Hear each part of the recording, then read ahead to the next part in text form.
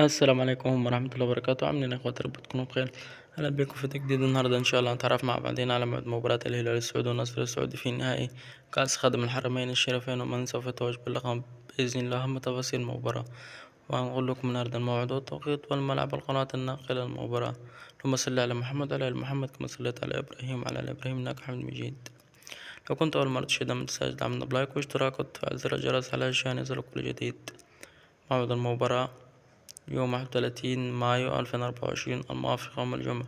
توقيت المباراة على تمام الساعة 9 مساء بتوقيت السعودية ومصر، وعلى تمام الساعة 7 مساء بتوقيت تونس، وعلى تمام الساعة 9 مساء بتوقيت قطر والعراق. الملعب ملعب الملك عبدالله الرياضي.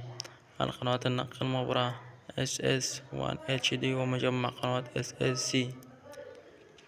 وآخر مباراة كانت بين الهلال والنصر في دوري روشن انتهت بالتعادل بين الهلال والنصر. متنساش تتوقع معنا نتيجة مباراة الهلال والنصر ومن سوف ينتصر في هذه المباراة ويتوج بلقب كأس خادم الحرمين الشريفين وسوف يحصل على الكأس.